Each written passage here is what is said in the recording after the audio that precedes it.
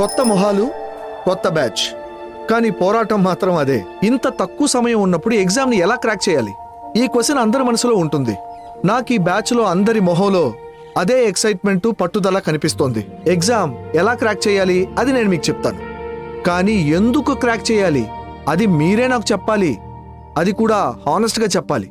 అలాగే అటెంప్ట్ కూడా చెప్పాలి. ఇది ఎన్ని అటెంప్ట్స్లో చేయబోతున్నారు, 1, 10 అది నాకు ముఖ్యం కాదు. Sir Mohan Yadav 4th attempt. Government job లేకపోతే ఎవరు పిల్లనివ్వడం లేదు సార్.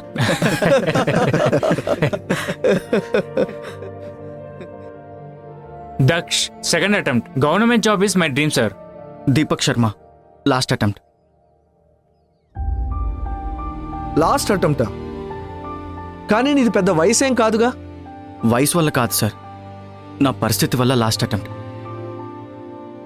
నాకే కాదు సార్, నా ఫ్యామిలీ మొత్తానికి కూడా. ఎందుకంటే నాకు ఈ ఉద్యోగం కేవలం కల కాదు సార్, నా అవసరం కూడా. మీరందరూ ఎంతసేపు నిద్రపోయి ఉంటారు? నేను 24 ఏళ్ళు నిద్రపోయాను, ఇప్పుడే లేచాను. ఇది నాకే కాదు, మా నాన్న, మా ఫ్యామిలీ మొత్తానికి లాస్ట్ అటెంప్ట్.